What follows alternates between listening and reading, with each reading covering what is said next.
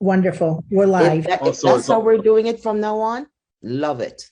It really works. David. It really works way better. I guess I gotta learn. Okay, so I know that we're live, but we're just waiting on a couple of more members of the OMBGA committee to come on live. Okay, so we have Nat and we have Councilman Gale and we have our CFO, Jen Hockenhall. So I am calling to order the Scheduling Operations Management Budget and Government Accountability Committee meeting of Monday, October 18th, 2021 to order. And I am just going to mention the names as I see them on the screen who are attending this evening. And it's Councilwoman Shirley Surgeon, who is a voting member, Councilman James Sanchez, which is not a voting member, Councilman Gale, which is a voting member, our CFO, Jennifer Hockenhall. We also have Nat Gale from the administration, and also on my screen, I see Jennifer Little-Greer from the Minority Construction Company. So with that said, the first item on our agenda is item 2.1, which is Mayor Bronin with a company resolution authorizing and empowered as follows to apply and accept the grant from the state of Connecticut in the amount of $10 million for the capital improvement of Batterson Park. And I believe that we have Mr. Nat Gale from the administration to talk on this item. Yes, thank you, Council President. Good evening, everyone. My name is Nat Gale. I'm the Director of Operations for the City of Hartford. In my role, one of my primary portfolio items is helping oversee our capital improvement program. And so that's why I'm here today to talk a little bit about Batterson Park. As you all know, in this year's state budget process, the state of Connecticut allocated $10 million to the city of Hartford to help bring Batterson Park up to a state of not just good repair, but I think a state of excellence to create a public park that reflects the needs of our community and the surrounding areas as well. For a point of reference, I was actually a lifeguard at Batterson. That was my first job with the city of Hartford. So this project is very near and dear to my heart. The council resolution formally accepts the funding from the state, so it gives us the ability to actually enter into an agreement with the Department of Energy and Environmental Protection, who will be the official granting agency. So before we can do any of that formality, we need council approval. And in this resolution, you're also giving us the ability to enter into a tri-party agreement with the towns of New Britain and Farmington so that we can come up with a annual operating budget because the $10 million is just for the capital improvement. So that's only going to be money that can help us with the project management, the design, the construction, the purchasing of equipment for the park. But then once the park opens, we will need to have an operating budget. So we've been working closely with Director of Public Works, Mike Looney, and Director of Family, Children, Youth, and Recreation, Kim Oliver, to develop an operating budget that we will then share with the other towns and enter into an agreement. So happy to answer any questions on that front. And yeah, you have that resolution in front of you. Thank you, Mr. Gale. I just want to acknowledge that our majority leader, Councilman TJ Clark, has joined the meeting and he is a voting member. And also Councilman Nick LeBron has joined our meeting and he is not a voting member.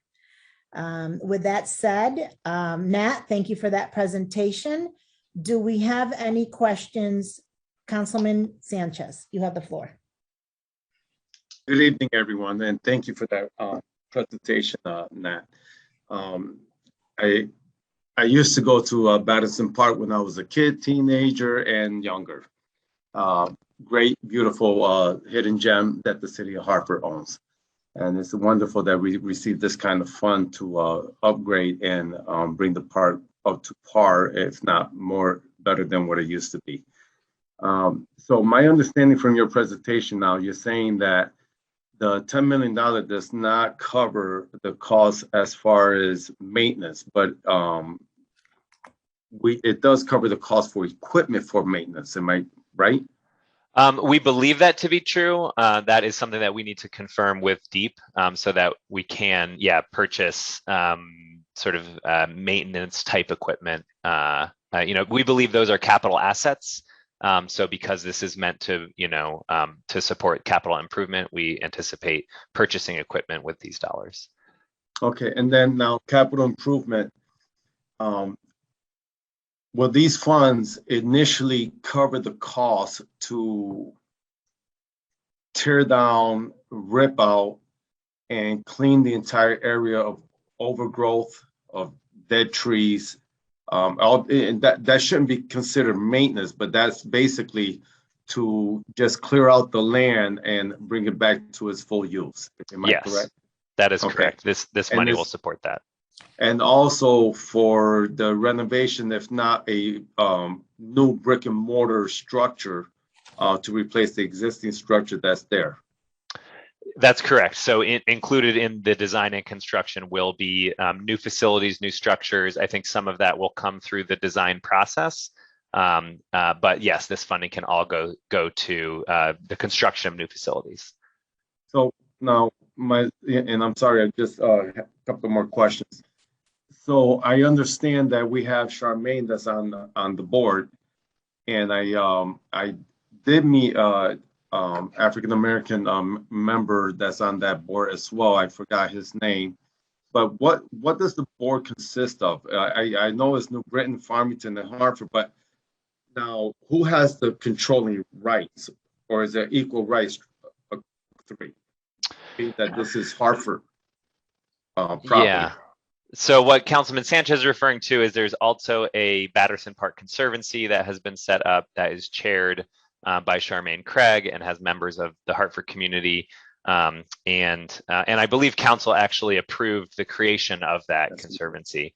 I do not know off the top of my head the sort of allocation of members, but I am attending their meeting tomorrow. I could certainly bring that information back to council in terms of Hartford versus Farmington versus New Britain. I believe the intent there is that they will be also undertaking fundraising activities to help support the operations of the park. So the idea was making sure that that type of activity wasn't overly on the city of Hartford, but that we're making sure that other members of the community were involved in that as well. Okay, and then also, will they be engaging with the Hartford community as far as what the community would like to see? Great question. So yes, and that's not just the conservancy, but through our design process, it is my recommendation, and we're currently working on this, to put together a design process that has multiple options early on for community engagement before the design is even finalized, so that we can have a rich, robust dialogue about the needs, for recreation at our facilities. And I think we will have an approach that will not just be authentic to our community needs, but generate some excitement about really a once in a generation opportunity to invest in, a brand new park rehabilitation. So yes, thank you for that comment. And I just want to thank everyone that actually, especially from Hartford, I know it was with Elise, Marilyn Rossetti, a few other folks and I'm sorry I'm not mentioning the other names, but thank you so much for fighting and getting the funding for this, hidden gem that the city of Hartford has always had, and unfortunately, laid to the wayside, and now we're bringing it back to life. Thank you, everyone. Thank you, Councilman Gill. I just want to acknowledge Councilwoman Wildelise Bermudez has joined our meeting, and she is a voting member. Councilwoman Shirley Sturgeon, you have the floor. Thank you, Madam Chair. Mr. Gill, thank you very much for joining us and doing your presentation. First, I want to thank Councilman Marilyn Rossetti and Councilwoman Wildelise Bermudez for their leadership in working with the state to get at this money, and also want to thank the state delegation and Speaker Ritter for this funding. So thanks and kudos to all for bringing us this fund, as Councilman Sanchez says, in revitalizing a valuable piece of asset that belongs to the city of Hartford. So I hear you say, Mr. Gale, that the $10 million was for, lost my train of thought, but one of my question is there a budget on how you're going to spend this $10 million? And if you have a budget, does it fit within the $10 million, or is there an override for the budget? Is the city of Hartford also putting up any funds towards this capital improvement? That is a great question. And what I will say is so to answer the last question first, no, the city of Hartford currently is not allocating any money right now for the capital improvements, because we do believe the 10 million has more than enough to cover our needs. Public Works a couple of years ago did commission a needs assessment for the design and construction of a new facility at Batterson, and I believe that was in the $7 to $8 million range. So even with inflation, we still believe there is enough room in this budget to do things like Councilman Sanchez mentioned, purchase new equipment, give us appropriate contingency. So we feel confident that within the 10 million, we have enough for project management, design, materials, construction, as well as equipment purchases. Great, thank you. And is that going to be overseen by our Public Works Department, or is it going to be overseen by DEEP? It's by our Public Works Department, yes. Okay. And so you will be utilizing the Park and Recreation and Public Works Committee to do any presentation as far as any design to get the involvement of the residents? Yes, Park Recreation Advisory, as well as the Batterson Park Conservancy. I think those will be our two, initial touch points. I would say that it will be, our goal to make sure that we go well beyond that as well, and find opportunities, at either existing community events or, that it's not just those committees. There are many other ways to engage our members in the design process. Great. So basically, one last question. So we could go to or attend the Public Works and Recreation Committee to take a look at the budget when you have finalized, or Public Works have finalized the actual budget and how this $10 million is going to be spent. And the second part of that question is, should there be any sort of, leftover money, would that go towards the upkeep or maintenance going forward? So to answer your last question first, the funding from the state is strictly for capital. So if we have any remaining, it will go back to the state. So it's not, the category of funding. It is not allowed to be used for operations. So we can't just bank it, unfortunately, which again is why we're putting together the tri-party agreement. And yes, once we have a more refined budget for the overall scope of the project, would be happy to bring that to the Parks and Rec Committee. Great, thank you so very much. Yeah. Thank you, Councilwoman Surgeon. Councilman Clark, you have the floor. Thank you, Madam Chair. Mr. Gale, thank you for your presentation. Just briefly, what's the time frame that this project stretches over? How many years? That's a great question. We are anticipating it's probably around a 3-year project, just given the amount of time required to invest in design. Design is typically a year process if you include the planning process, and then construction can stretch from 1 to 2 years. So it's our goal to accelerate that as much as possible, but we also want to manage it well. So I would say 3 years is the longest period. We hope to deliver it well before then. And is there any skin in the game that the town of city of sorry, I was about to say city of New Britain, but town of Farmington is going to be putting into this? So the towns of Farmington, New Britain, the skin in their game will be, as part of this resolution, you're giving us the authority to execute this tri-party agreement that will be between City of Hartford, New Britain, and Farmington for shared operating expenses. So that's a critical part of this. You know, we can't take this on just ourselves. So that's where their their commitment will come in signing, roughly a third of the operating costs to each town. Thank you. Councilman Sanchez? Yes, just two last questions. So you mentioned to Councilman Clark that, and to the rest of us, of course, that is it's expected for the planning is and capital improvement is a 3-year span. So you're talking about from start to finish total? Yes. Okay, and then what's the time frame for the money as far as being used? Is it also 3 years, or do we have a longer term? That's a good question. I don't believe the state has set a sunset for the dollars. You know, they've asked us to spend it as quickly as possible, but I don't know right now whether there's a sunset. I think that's a great question to make sure we confirm in the funding agreement. Right.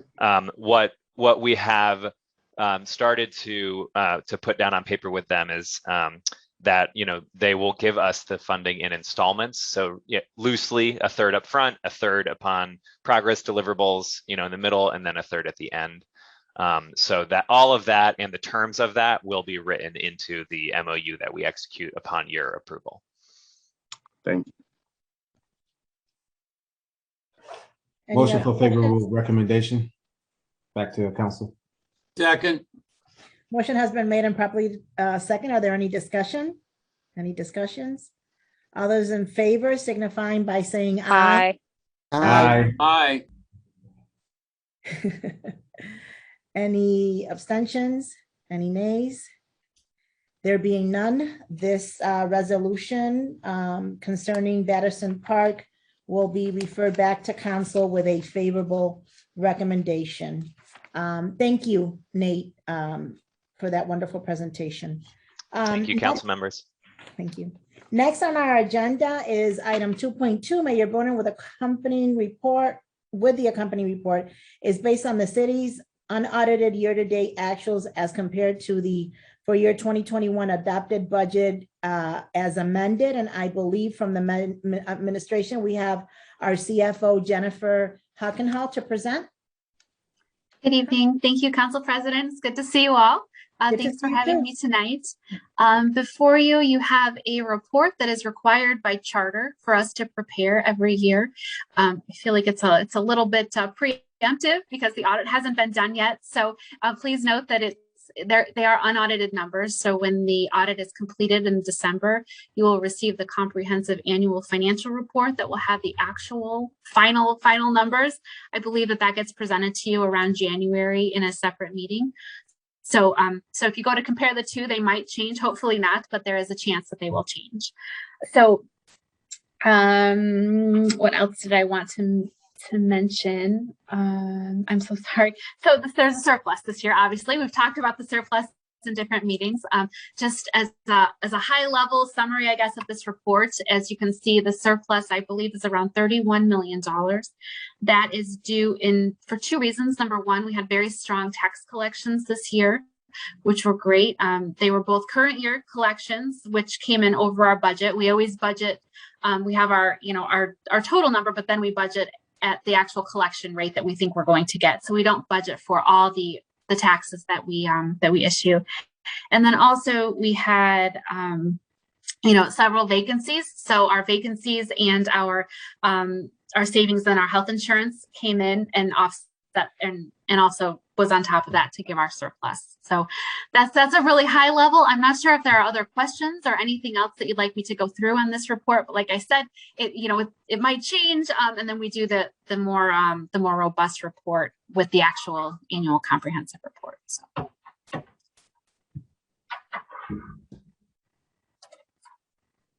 Councilman Gale. Thank you, Madam Chair. So I'm looking at this 6-page report that we have. Can you, and I apologize, I'm not should be able to follow it, but I'm not following it completely. So where in this would I find the $30 million that you mentioned? Yeah, sorry, it's a little bit buried. It's on page 5. Under it's on that chart that says unassigned fund balance. In the middle there, year-end projected. So it shows you our revenues were about 575 million, and our expenses were 544 million, to give us our change in fund balance of about 31 million. Ah, okay. So that's the $31 million figure. Yes. Yeah, and I should point out, these are as of August 2021. So there have been some changes here and there, only to the positive. It hasn't affected it negatively. So you might see it a little bit differently when it comes to the report at the end of the year. Okay, so just staying with that chart, yep. And it said, you know, total fund balance at the beginning of the year, 29, let's call it 30 million. So if no money left at the end of at June 30th of this year, we would have a fund balance of approximately 60-some odd million dollars. Am I reading that correctly? Yes. And is that what we would call a rainy day fund? This becomes the money that we've set aside at this point in time? That would be, yes. But there's a significant amount of that will go to CIP for projects that was put in the resolution back in May. And so that's the subtractions that I then see below there of 5 million assigned, 5 million committed, and estimated funds to CIP 26 million. 26 million is what went to CIP, and I get the two mixed up. There's the assigned. One of those is the BOE. I believe the 5.2 million, I believe, is the amount that's for BOE. The 5.6 is, I believe, committed. I knew all these things when I put this together in September. I apologize. I'll get back to you on what those are. I'm so sorry. Okay. Well, you're certainly several steps ahead of us, but so and again, just so I'm understanding, when we talk about committed to the BOE, that's because while it is real money, council has said we're not going to spend it on other than education matters. It's up to the Board of Education. They will have access to it to spend it on education matters. Is that That's correct? Yes. Okay. And then if I could just go backwards to page 2, and on page 2 there were 1, 2, 3 large. There's a chart there. I'm referring to the chart that's on page 2, where we have action that was taken in September of last year, taking a $5 million surplus and sending that to the civilian crisis response. You see where I'm looking at? Yes. So, and then there was another 5 million, and there was another 3 million. In total, that's another 13 million. Am I correct that 13 million would get added to the 31 million? Yes, that's correct. Okay, so we really had closer to $44 million surplus, and we have already reallocated 13 million of it. That's correct. Thank you very much. I have no other questions. Thank you, Madam Chair. Thank you, Councilman. Are there any other questions? Councilman Clark. Thank you, Madam Chair. Jen, good to see you again. Thank you for putting this report together. Regarding the audit, who has the city hired to do the audit? Is it Bloom Shapiro? Bloom Shapiro was bought out by Clifton Larson Allen on January 1st. So it'll be the same auditors under a different name. Gotcha. So that explains why. Yes. Obviously, I'm not sure if any of my other council colleagues have received some emails from CLA. Oh, Yeah. that would be why. that explains it now. That explains it now. How quickly did they work to produce this report? The report in front of you? Yes. Oh, I put that together. Oh, you did? Okay, okay. Yes. How Yeah, quickly did you they'll work? do the 200-page comprehensive annual financial report. I did the 6-page words. And regarding when you were talking about the uncommitted fund balance, that included Board of Ed?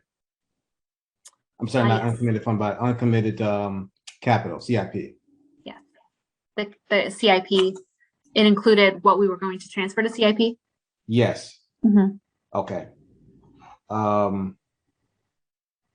And how much of the part of the fund balance that was going for CIP is going to be allocated for school construction? We are committing the outside of, I believe that there was a resolution that was put forth last week regarding the 1 million to Hartford promise, if I remember correctly. So including that gives you, again, not firm numbers yet, but about $5 million from the Board of Ed. That is included in that total amount. So of the 5 million, 1 million will go to Hartford promise. So you've got 4 million from BOE to go to, and these are really rough numbers, but roughly speaking. So that will go to school construction. And then I want to say total that plus what we put from the city, we're going to transfer roughly 13 million to the Board of Ed CIP fund, and then the rest to the just the general CIP fund for the city. Okay, thank you. Councilwoman Surgeon? Thank you, Madam Chair. So back to page 2. So I'm trying to understand, well, first of all, thank you, Jen, for putting this together. So on page 2, you have all the resolutions that were committed that made up to the 567 million for our budget. The 567 million is the initial, that's just the initial budget that you passed back in 2020. Right. And then these other ones below it are kind of in addition to, but so that you know, they're not all moving money out of the general fund into other funds. So the big 3 are the 5 million, the 3 million, and the other 5 million. Those were all moving dollars from the general fund to a CIP fund effectively, or to a grant fund for the crisis response team. These other smaller ones, all those we're taking funds. So we can only move money within departments without coming back to council. So if in my fund, in my OMBG group of money that I have, I can move money between salaries and supplies or something like that, because they're usually small dollar amounts.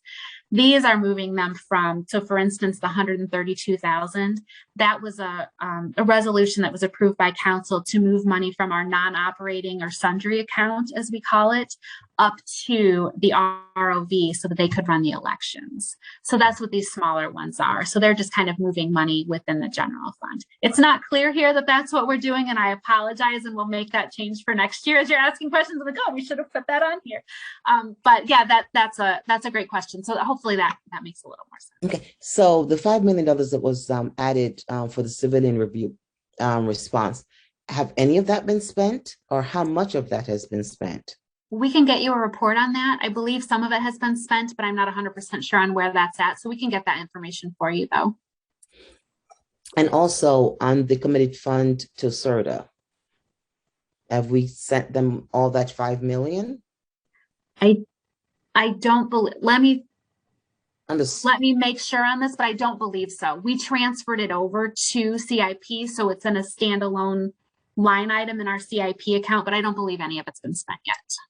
Okay. But I'll get back to you to confirm that.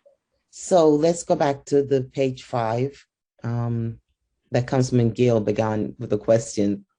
Okay, so let me make sure I am totally understanding this. So you said there was about 31 million actual that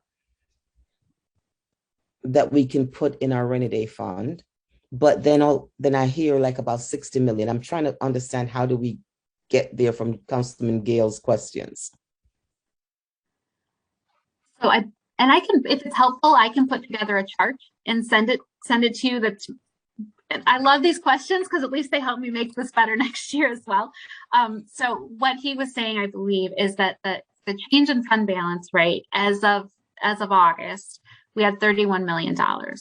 But we also have previously transferred out the $5 million to CRDA, the $5 million for crisis response, and then the $3 million for the other item, which escapes me right now. It's about 13 million. Okay, so you had about 31, but you transferred at about 13 million. Mm-hmm. Okay. So then the actual, what is in our, it's about what? So it's about 18 million, or I'm trying to add, we have 31 million, you've transferred out about 13, right? 13, so yep. We have about what, 18 million or so then? No, you want to add that to the 31. So the 31 plus you the want 18. to add it to the third. Yes. Okay, thank you.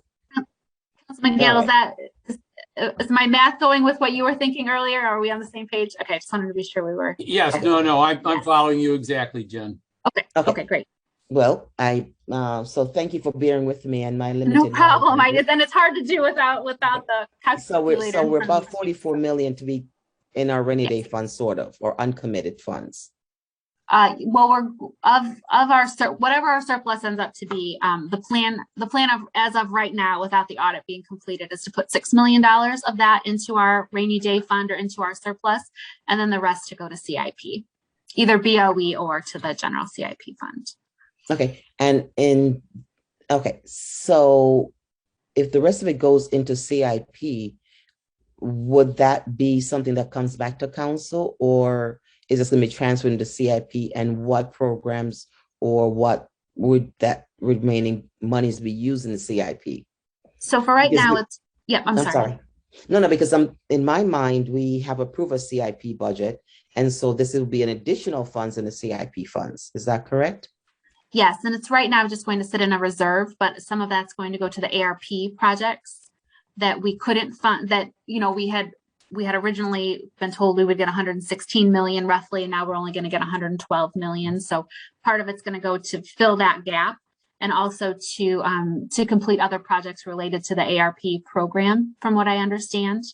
And then I'm not sure at what point they come back to council, but definitely we'll work with Nat Gale and the administration to figure out how to come back to council and request spending of that. Yeah, because I'm seeing these additional funds, and it would be really interesting or to note what the additional funds that we're going to put in CIP to be used for.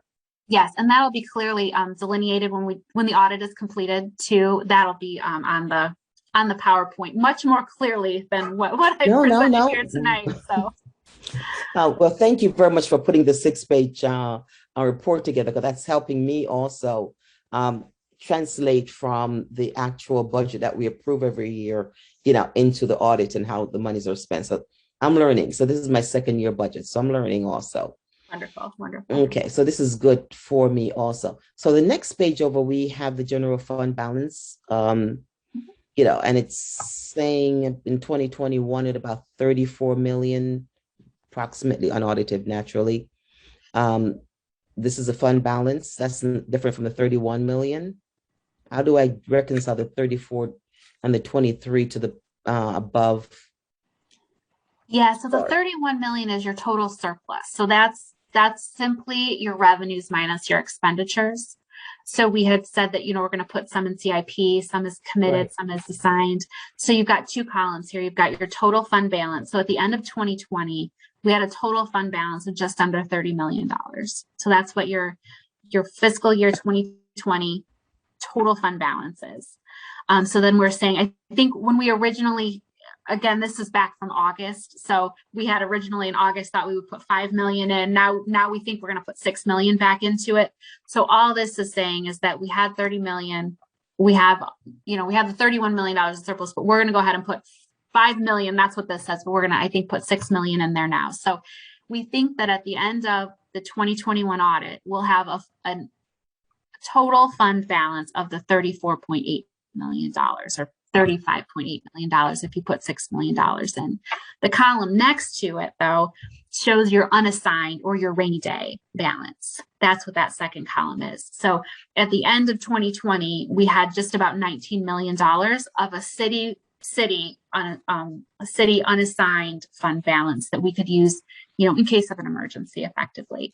And then we're going to add $6 million to it, $5 million in the report. So our rainy day fund, right at the end of 2021, we think will be roughly 34, not 34. I'm sorry, wrong number, $24 million. Okay, so looking at your chart, the highest we have put in our rainy day fund was about 25 million, which was back in 2012, and I'm sorry, 27 in 2013. Of course, we deplete that over the years. And so Sorry, Councilwoman, I'm going to stop you really quick. So this isn't what we put in the fund each year. This is what the fund balance was at the end. Was the fund balance was. Yeah, but just wanted to make sure I made that clear. Thank you for making sure I use the correct terminology. So as I said, 23, it's about 27. So right now, we're hoping that we can put about 23 million back over in our rainy day fund. We're going to put about $6 million in our rainy day fund. Yeah, so then we'll have, that's okay. I just want to be sure we're on the same page as well. So we'll have about $24 million. About 24 million. Yes, okay. Exactly. Yep. You got it. All right. I'm getting it. Okay. You got it. Okay. Thank you for being patient with me until I can add this up in my head. It makes sense now. Good. Great. Thank you. You're welcome. Are there any other questions from my council colleagues? There being none. Jen, thank you for this report. Of course. Thank you. Have a nice evening. I don't know if you're up again. Yes, you are. So you're going to have to stay with us here. Okay. For the other resolution. Next on the agenda is item 2.3, Mayor Bronin with a company resolution authorizing the mayor, subject to review and approval of the term sheet for the project, to enter into a purchase and sale agreement and ground lease with the development team of Wonder Works Construction Corporation of 275 Pearl Street. Through you, do we have to do anything with, do we have to accept that report?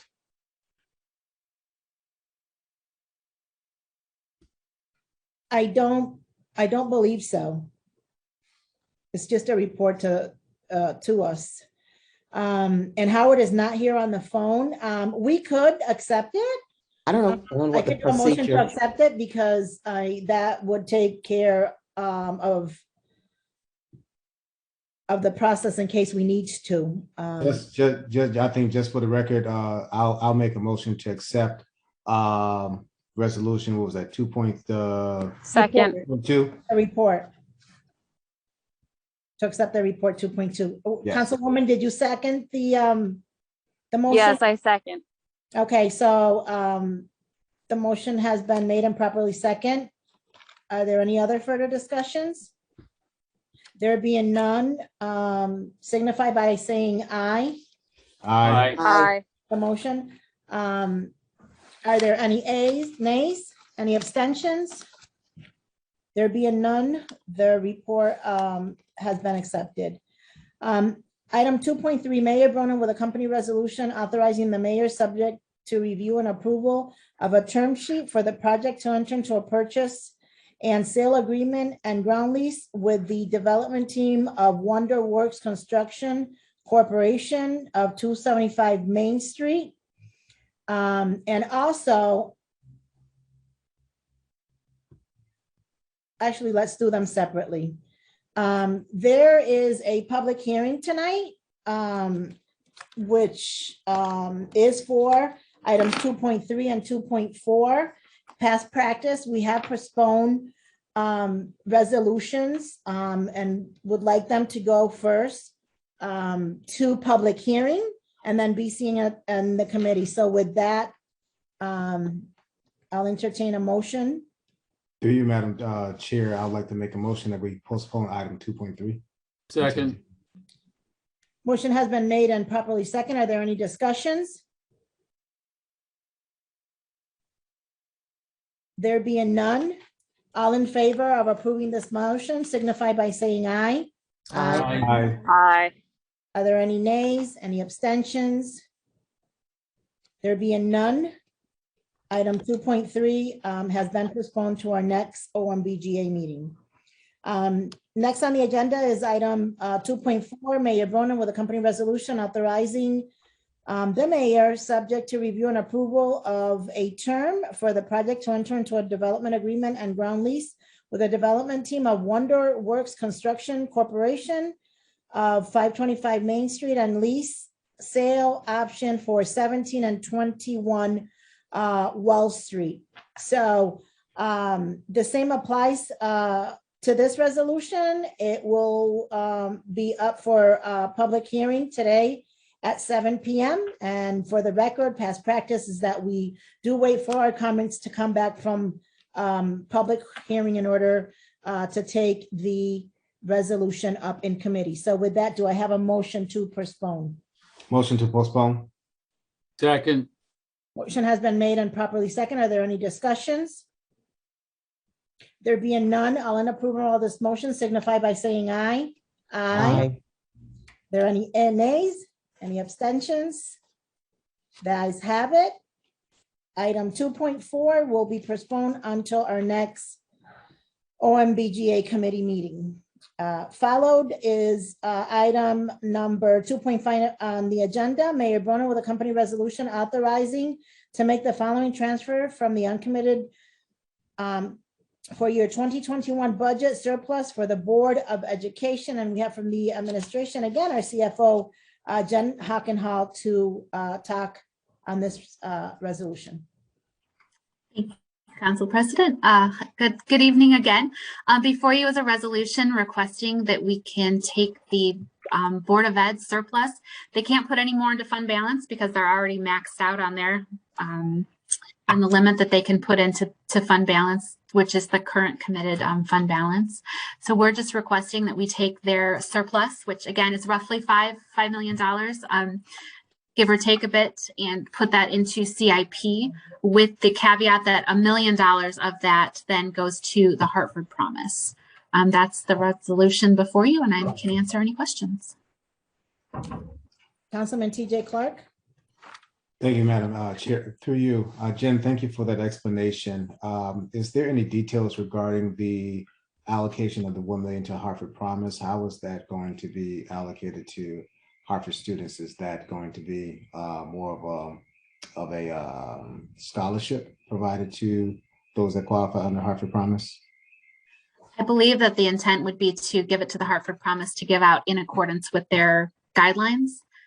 I don't have any other information outside of that, but I'm happy to get that information for you should you need it. Thank you very much. Okay. Councilman LeBron. Through you, Madam Chair. Hello, Ms. Hockenhall. Good to see you again. Hello, you as well. All right. So just a quick question. So how much, what's the percentage of the surplus being to CIP and the other ones to Hartford Promise? So the $1 million would go to the Hartford Promise, and that leaves just a little over $4 million that would go for CIP. To CIP.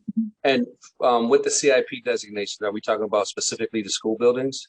Yes. Well, kind of any open school project. So Right. the school buildings or their bigger projects that they're currently working on as well. Yeah. So just in terms of, has there been any discussion or consideration given the amount of violence that is currently happening in our community and youth in particular? Has there been any thought process to some kind of operationalization of programming and access to programming through the school systems? Or yeah, that's the question. With regards to the surplus, all I have been in, the only conversations I have been in have talked about the CIP and the Hartford Promise. So I can't speak to that, but I'm happy to get more information for you if I can. The last question, and to you, Madam Chair, just one more. Who ultimately made the decision on how this pie was going to get cut up? I'm not sure how the decision was made. I believe that the mayor has been in contact, obviously, with the superintendent. I don't know. I'm not in those meetings. I'm not sure how they go, but that's my understanding. Okay, thank you. Thank you. So for the record, and then I'll pass it to you, Councilman Gale. The mayor's cover memo to council states that over the last 6 years, Hartford Promise has provided scholarships to nearly 750 students from the city of Hartford. The scholarship is a $5,000 per student per year of college attended and has allowed hundreds of Hartford students to overcome these substantial financial barriers. The scholarship is an important way of encouraging Hartford students to aim for college throughout their school career. Councilman Gale, you have the floor. Thank you, Madam President. Jen, you mentioned that the balance of the money is going into CIP for future capital improvements for the Board of Education, correct? Some of that might go to ongoing school projects, but it is all going to the CIP bucket related just to the schools. Well, that's kind of what I wanted to get at.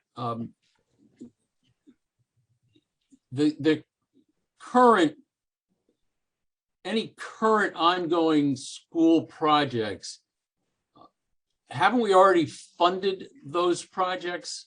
Yes, sorry. Let me caveat that just a little bit. So I think that there are, so we're taking their, $4+ million into CIP. So there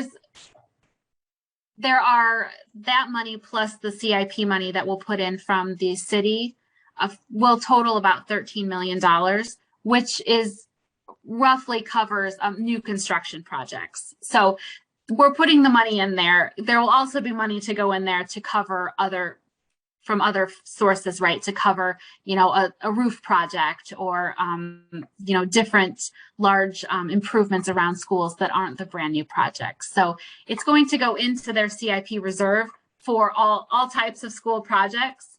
I can provide you with a list of what we think that will go to, if that's helpful. But off the top of my head, I believe it's the 3 big school projects are the key, but there are just other ongoing projects that we're also funding. So recognizing that there are other ongoing projects that we're funding, and also recognizing that, as a council person, I know that when there's a school construction project, that does come to council. So we do end up approving these major renovation projects, but we perhaps don't, in fact, I don't recall ever approving, a $2 million replacement of a roof, for instance. So is what you're saying that this money is available to the Board of Education for them to use for them to budget in the next cycle or the cycle after that for repairs or capital projects that they deem necessary? I believe that this will still go through the same process that the regular school construction projects will go through. So it will still come back to council. It will. From what I understand. Okay. So last question, kind of along the lines of what Councilman LeBron was getting at, although a slightly different concern. I'm hearing very much, as we've heard with respect to our police department, where we now find ourselves in a position where our officers are being paid dramatically less than officers in the surrounding towns, and we're being poached left and right as a result. I'm hearing that the same is true with respect to our teachers, that our teachers' salaries have now become terribly uncompetitive. And as a result, we're losing a considerable amount of teachers. In fact, I heard recently that we have this somewhere in the neighborhood of between 200 and 400 teaching vacancies in the city of Hartford as we speak right now, just because people aren't interested in working here with these pay scales. So I got the sense from your answer to Councilman LeBron's question that none of this money is available to be used for the past budget. But given that they had a surplus last year, it's conceivable that the same amount of money or more might be available in this current year for them to use and could be used by the board to fund their ongoing expenses. Am I correct in that? I don't want to speak for the board, but just at a high level, at my few conversations that I've had with their CFO, this $5 million they think is more of an anomaly because of COVID due to teacher shortages and things like that. So they have said to me that they don't believe that this is something that will happen every year, and we shouldn't, count on this to be available going forward. But that's definitely a question that we should I'll cover get my chair out of there, right? with the board. Thank you very much. Yeah. Welcome. Councilwoman Surgeon? Thank you, Madam Chair. Staying in the same line as Councilman Gale, and do we have to approve this transfer of the additional, I can understand the 1 million for Hartford Promise. Do we have to do the whole total 5 million, or can we just do the 1 million for the Hartford Promise?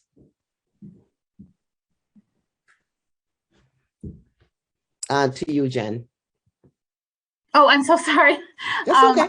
I don't know the answer to that question, but the thing that I do know is, so this is just a surplus then. So if the money doesn't go to the CIP fund for the Board of Ed, then it just rolls into the city surplus, which would then fall to fund balance or to CIP. So we're doing this in an effort to keep the school the BOE surplus with BOE projects. So that's our intent here, is to just be sure that it just doesn't fall to the city surplus.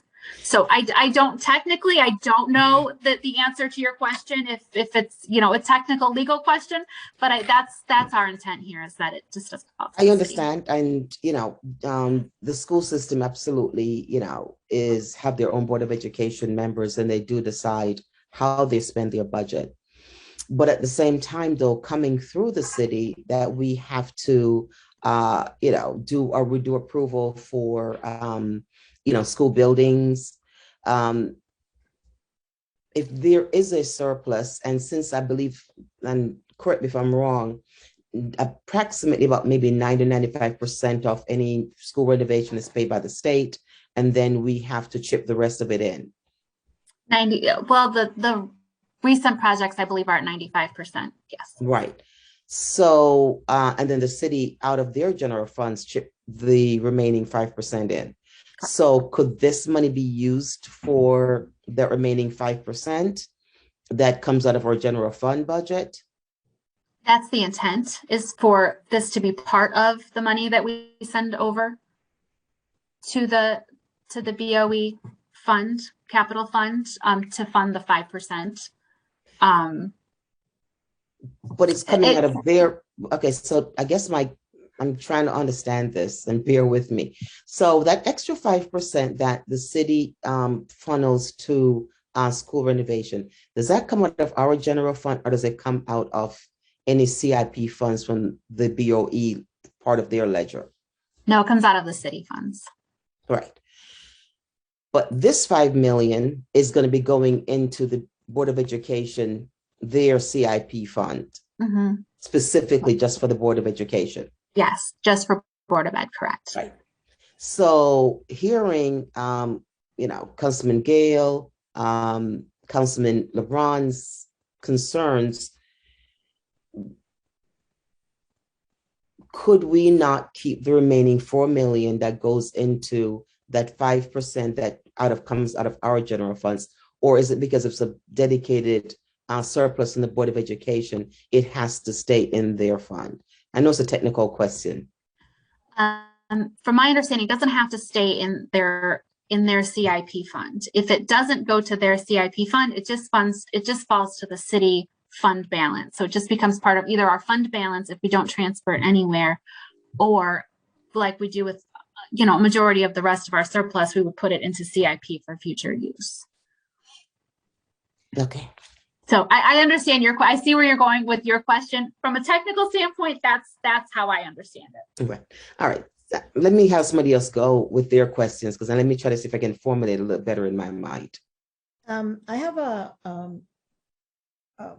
statement. So obviously this committee meeting has a lot of questions. Is this a time sensitive item, Jen? We would like to move on it so that we can to prepare for the audit that's starting in November.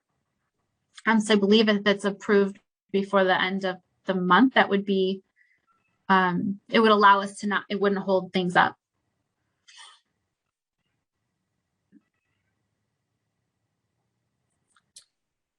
But I don't know what your schedule is. I'm sorry.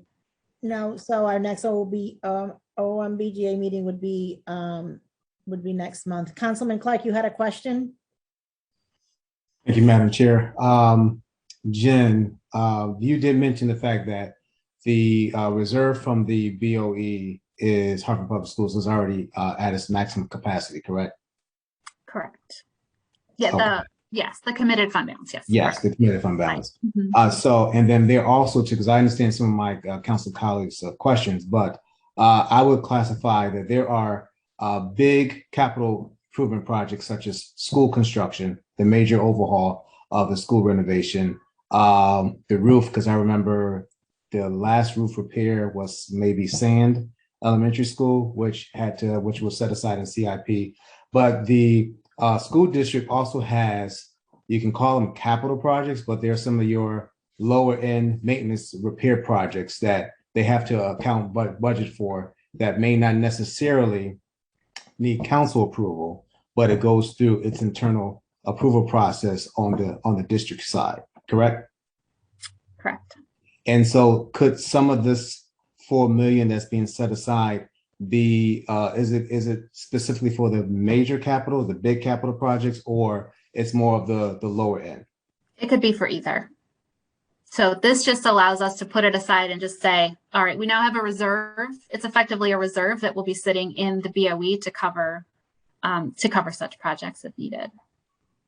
Because I do know that the within one of the committees of the Board of Ed, they have a school choice and facilities committee, which they do work with the board leadership and superintendent in her cabinet, as well as the executive director of facilities to talk about some of the renovations that take place. I mean, I can understand some of my colleagues' apprehension. However, we don't want to really hold up. There are other repairs that the district talks about, discusses that we're not privy to because that's on the Board of Ed side. So I really would recommend us not trying to hold it up, hold this process up, because we just don't know what some of those other minor, I would call minor, but they're major in some degree in the school district on repairs that they may need in order for them to move through on their process.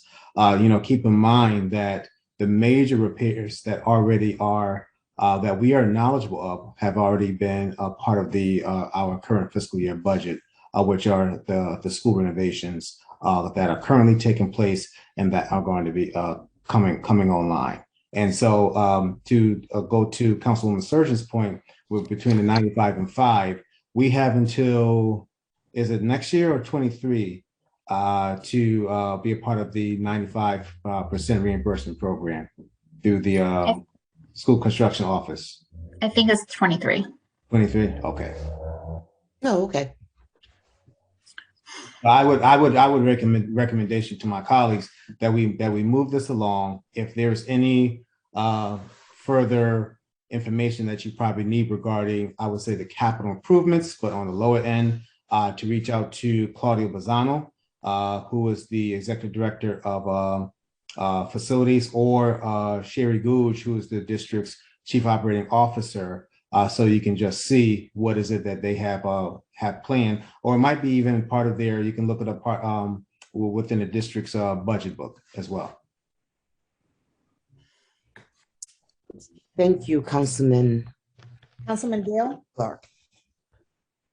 Yeah, and I'm with Councilman Clark on this. I'm perfectly prepared to move this forward, but I want to throw this out and see if I'm right about this. If anybody knows, it strikes me that several months ago, the administration came to us and said, look, the board is going to have a budget surplus. And under existing law, their budget surplus comes back to our general fund. So if we give them X amount of money every year and they don't spend X, the balance comes back to us. And part of the problem that's occurred at different times is that when the board knows they're going to lose the money, then it comes the end of the year and they just spend like a drunken sailor, not always appropriately. So my understanding was that the board approached the city and said, look, we're going to have this surplus. Would you agree that the surplus will be used, although it comes back to the city will agree to dedicate it to board projects. And I think that we already voted for that. I think we already approved that as a way of incentivizing the board to not spend foolishly. We, as a council, agreed that any surplus that came back to us would be committed to board. And I think that's kind of what we're talking about here. We're talking about the money that we've already agreed is committed to the board. And all we're doing is reallocating within that sum that we've already agreed. We've already said, all right, this 5.6 or whatever it is, $5 million, that we're just saying within that, we're going to take $1 million out and we're going to give it to Hartford Promise. That leaves $4 million that can be used for other things, presumably for CIP, as we're hearing. So does that sound, Ms. Hockenhole, if you know, am I correct on that? Is that kind of what we're doing here today? Yes, that's exactly what we're trying to do here. You're correct, Councilman. In which case, I would make a motion to move this favorably back to council. Second. A motion has been made and properly second. Are there any other discussions? Any other discussions, comments? There being none, all in favor of this motion signifying by saying aye. Aye. Aye. Any nays? Any abstentions? There being none, this item is being referred back to council with a favorable recommendation. Last item on the agenda is item 2.6, Councilman LeBron and a resolution by Councilman LeBron and Councilman Gale. I apologize, an ordinance put forward, change of ordinance from Councilman LeBron and Councilman Gale, amending Chapter 28, Article 4 of the Municipal Code of Hartford to align Standing Building Committee for School Building Projects with State Law Special Act 01-7. And here with us today, we have Councilman Gale, who is a voting member, and Councilman Nick LeBron, who are the makers of the amendment to this ordinance. Councilman Gale, you have the floor. Thank you, Madam Chair. I believe that this committee has seen the recommended changes to the ordinance that were previously made by the administration. We have those in the in the agenda package today. The original ordinance that was put forth by Councilman LeBron and myself simply mirrored the state legislation to say that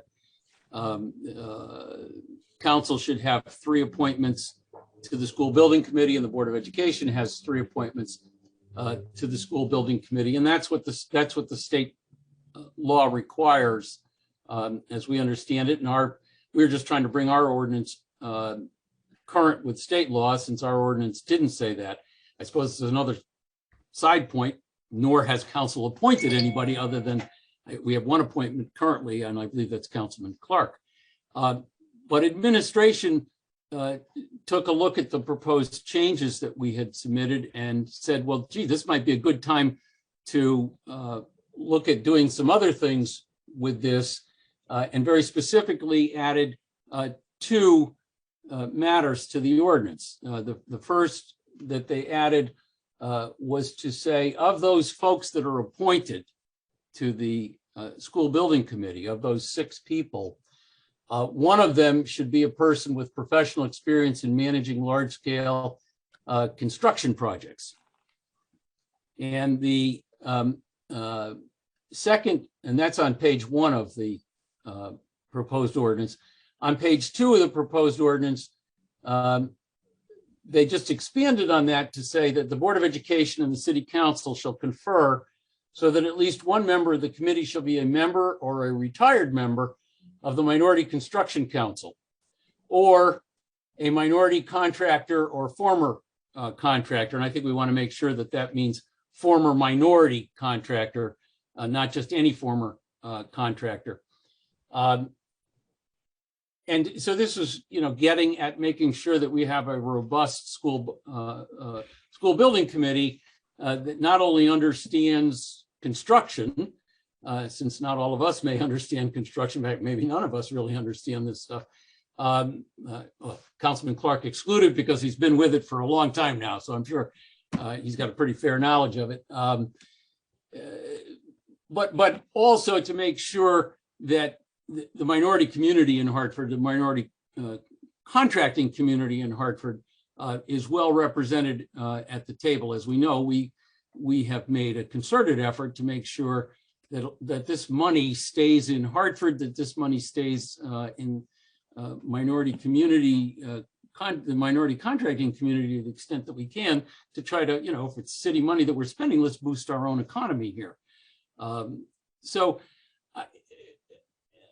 And I know I'm speaking a lot, and Councilman LeBron, happy to have you jump in here, but I'm saying all this by way of saying that I then reached out to the Minority Construction Council, and we have their executive director here with us tonight, because it didn't seem to me appropriate that we should consider amending this ordinance to put a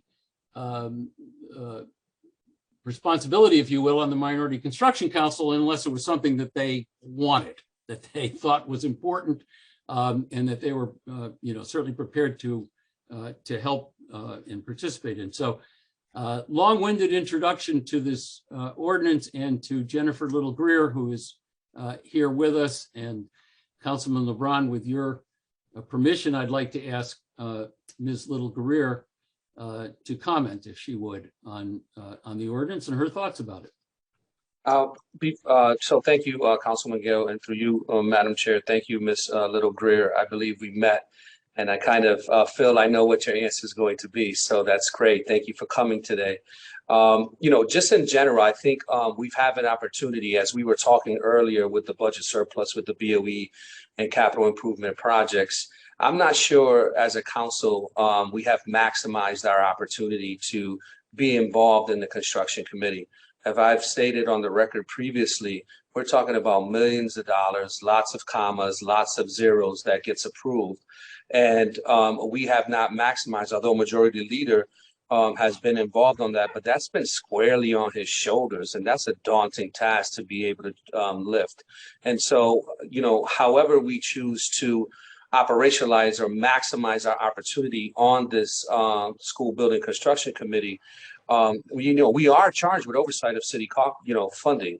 And although the BOE has its own autonomy in certain aspects, we do cut the checks and we do approve them in our committee, oftentimes without the robust information needed, as we saw earlier today with that $5 million surplus.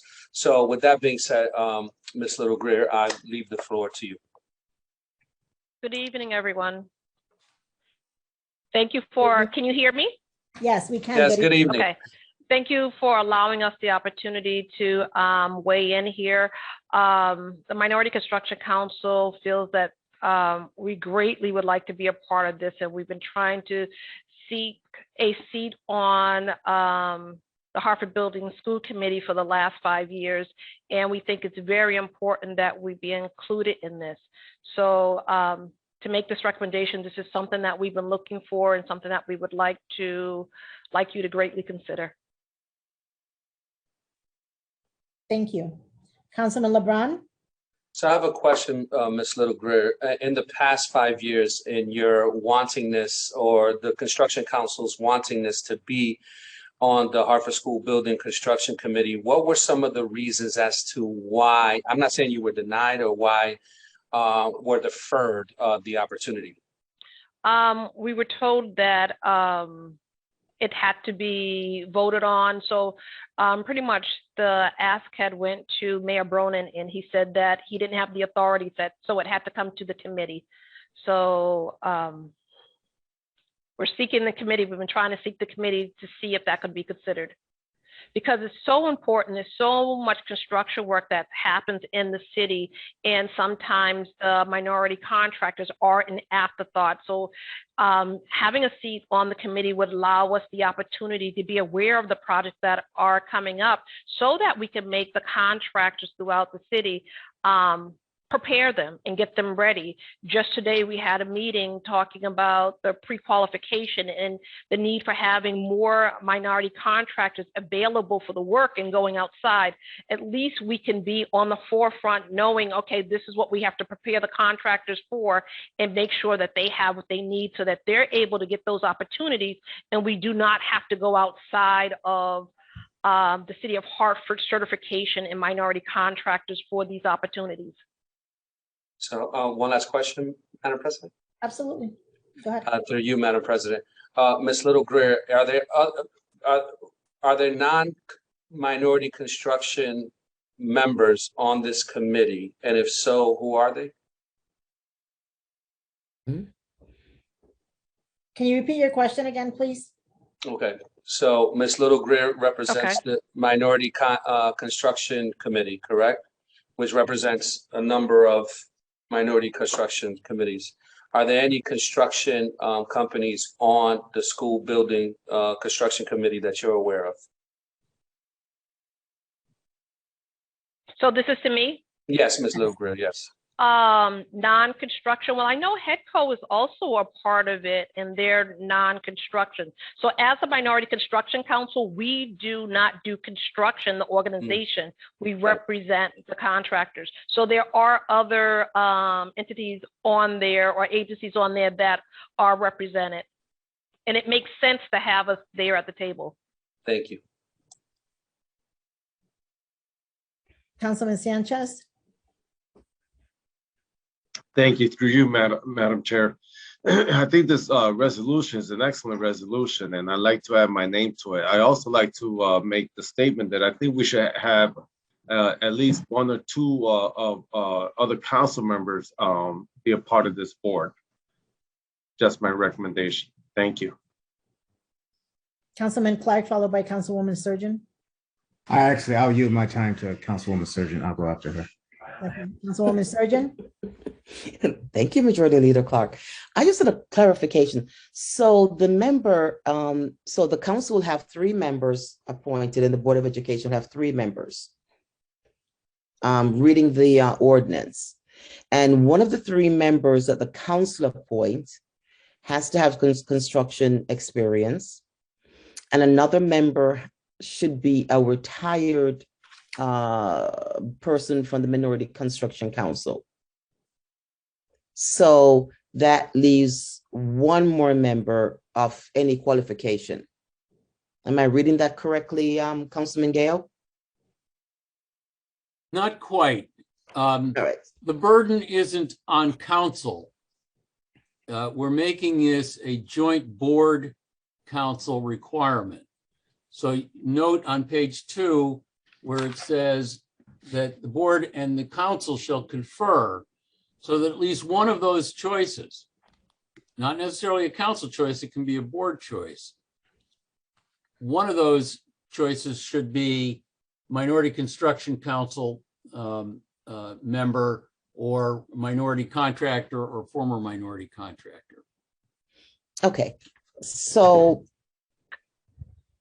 out of the 6 appointments, it says 7 here, but are we changing it to 6 appointees? It's 3 from the Board of Education, it's 3 from City Council, and those 6 then choose a 7th member. Okay. And by the way, I could be wrong about this, but my understanding is this is state law. Yes. It's not that we could change it. We couldn't say we want our school construction board to have 7 members or 8 members or 9 members. I think 3 and 3 is fixed by the state statute. 3 board, three council. What we can do is say who those people, what talents those people can have. That's at least my understanding. So bear with me again, Councilman Gale. So therefore, I know it says confer. So the Board of Education decided to put 3 of their board members on. And the other 3 position, one should be a retired construction person and one should be with some construction experience. How does the board, the council appoints their 3 and the Board of Education appoints their 3. How do the council and the BOE reconcile 2 of those appointments if the Board of Education doesn't agree? Yeah, it's a great point. This is language that the administration suggested. I asked our corporation counsel, Howard Rifkin, the exact same question, and his response was that the way it's written, it requires that the board and the city council confer. Could you reach a deadlock? Absolutely. It is interesting, however, to note that on tonight's agenda, the matter that was directly before this matter involved us kind of helping the board by agreeing to let the board have $5 million of money that didn't revert back to the city council's general fund. So one would kind of hope that we would approach this as let's all work together and not that we are adversaries. But I can't tell you that there's anything built in to this. Certainly if there were suggestions made that to these changes, I'm sure Councilman LeBron and I, and maybe Councilman Sanchez, if he's going to add his name, would be open to them. But this was what was recommended by administration at this point in time, and it may be that we just try this and see how it works. Doesn't work, we go back to the drawing board. And I believe I added my name to this resolution also. Councilwoman Bermudez? Yes, thank you. I would like to add my name to this resolution, and thank you, Councilman John Gale and also Councilman Nick Lebron for introducing this ordinance. I had no idea. I just assumed that it was a given. So, but can't assume things. So thank you for bringing it up, and very important. And thank you.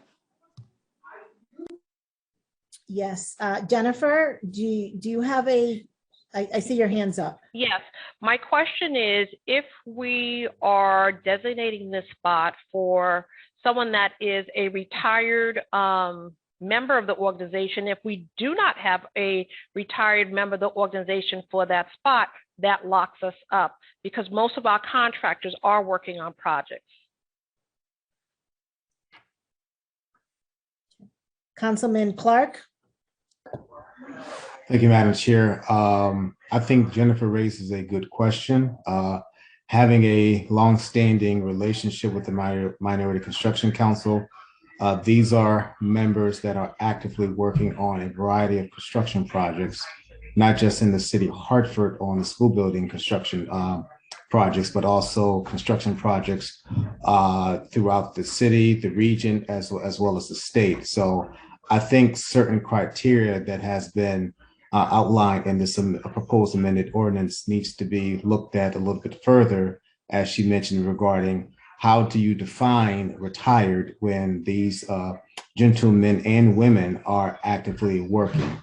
As the most senior member of the school building construction committee, I would not say I've had the daunting task of having all this on my shoulders because this language actually is just really, this is nothing new. It's more being cleaned up because if you take a look at the bylaws from the school construction committee, they have already been operating from the standpoint of council has 3 appointments. The Board of Ed through the superintendent has 3 appointments as well. The 7th, so that's 6, the 7th person is the public as a public member, which is chosen by the current membership of the School Building Construction Council, which happens to be right now, who was the chairperson, Melvin Cologne. Prior to that was former chairman John Motley, and then prior to that was former chair and former mayor Eddie Perez. And so it's the fact that, yes, the once Councilwoman Jennings vacated her office, the position that she held was not replaced. Typically, that you had two council members that were council selections, and one person from the general public. Sometimes it was a union member or a person that was a contractor, kind of in retirement status.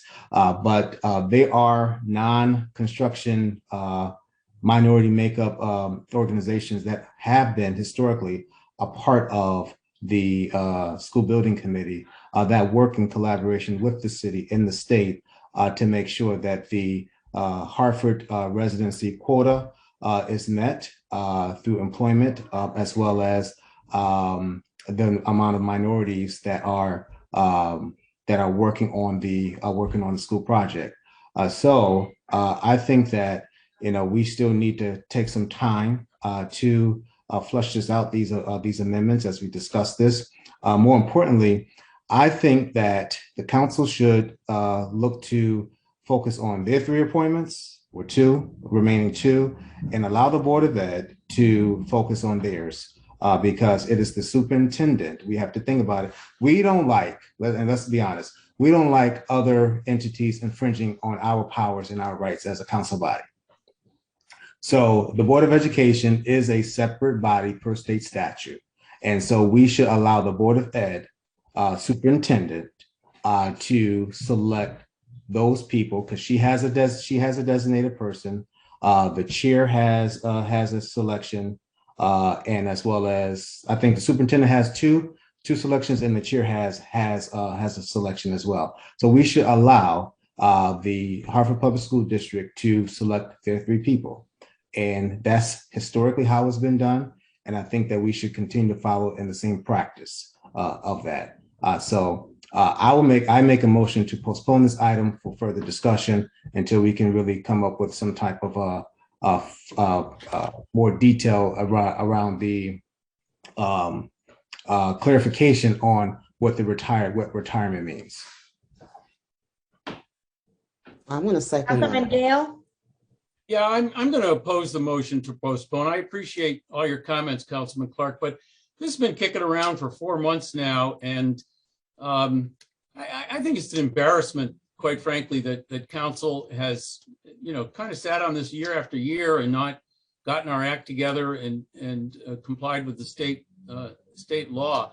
I don't think passing this is really going to dramatically change anything. I think you're absolutely right. Council needs to make its appointments, but I think by passing this, it brings it front and center to council that it's time to make our appointments. I'm very sympathetic to the Minority Construction Council having a seat at the table in some fashion. I think this does that. So I'm going to oppose the motion to postpone at this time. Okay, so Councilman Gale, for a point of order, Councilman Surgeon had second the motion. So we're going to take a vote on that. And so the vote will be Councilman Shirley Surgeon, Councilman Gale, Councilman Wildelis Bermudez, and myself as voting members. So on the motion to postpone, how do you vote, Councilman Clark? I vote yes to postpone. Councilwoman Surgeon? Yes. I vote no to postpone. Councilwoman Wildelis Bermudez? I vote no to postpone. Councilman Gale, how do you vote to postpone? No. Motion fails. Councilman Gale, you have a motion on the floor? I make a motion to pass this back to council with a favorable recommendation. Do I have a second? Second. Motion has been made and properly second. Are there any discussions? And I want to be mindful that in 5 minutes, we have a public hearing meeting. Councilman Sanchez, you are not a Yes, voting member, but we will take your comments. It is a quick question. What are the what's the terms for the appointments? Do we know? As any board or commission, it's the terms are until you are well, I think it's 4 years. Or is it Okay. Councilman, staggered to? I have a question. Councilman Clyde, you were appointed to this committee back when you became council president. Is that correct? Back when I became a council member. A council member. And how long have you been on this board? 6 years. Okay. Are there any other discussions? Any other comments? Councilwoman Surgeon? I want to definitely, thank, because I really have not paid too much attention to this ordinance. Thank Councilman Gale and Councilman LeBron to bringing this to our attention. But I definitely think there are some issues that I know it's been around for a couple of months, and the administration, wanted us to also, have some feedback on the ordinance. But there's a couple of issues which I really think is going to be very difficult to actually the collaboration with the Board of Education, to confer with the council, not having, members or, retired members of the minority council, because most of the minority council members are, businesses, they're bidding on contracts. So again, I really thought there was a way of working it out where we could have amended the ordinance that someone from the school building construction council could be on, as long as they're not bidding on a project or will not be bidding on a project. So if they've been asking for several years for to participate in this process, again, it looks like we're going to be locking them out just because we asked specifically a retired member or a member. I think you're, again, our former contractor, you're locking out a minority construction council person again. So that is the reason why I thought we could have spent a little bit more time and actually work the terminology on this ordinance, that we just discovered this evening, from the spokesperson from the construction council. So I don't see the rush in absolutely getting this done when we could wait another month and get a really good ordinance. But that's my opinion. Well, like I always say, thank you, Councilwoman Surgeon. Like I always say, ordinances are always live documents that we can bring to the floor. But this was the recommendation that Howard sent back to us after, I don't know how many months this, correct me if I'm wrong, Councilman Gale, this ordinance has been back and forth. July 12th, Council President. Okay, so a motion is in place. Councilman Clark, go ahead. Council President, I mean, just to be fair, just keep in mind, this was introduced in July. July and August, we only had one council meeting. So it's not the fact that we were just purposely kicking this around. And I don't think that in July, this was taken up in committee, because the past practice is if an ordinance is going to be before this committee, we don't act on it until it goes to public hearing. So, but however, we are, to Councilwoman Surgeon's point, I don't have a problem of a member of the Minority Construction Council being part of this, being part of the school building committee. But we have to keep in mind the fact that the diligence, the work that they have been doing to try to get minority contractors involved and up to speed on a lot of these processes that historically minority construction contractors have been boxed out. We are still going to follow that path, and so that's why my urge to our committee body was to let's really think about some of this language that we are looking at, because we are terribly treading down the same path. We should get this language done correctly. Please try to identify what it means. And I will urge you to listen to Jennifer. Please understand what this means as to trying to clarify what retired means. because the amount of minorities that have been boxed out of a lot of this is it's great. So we really need to think about what we're doing.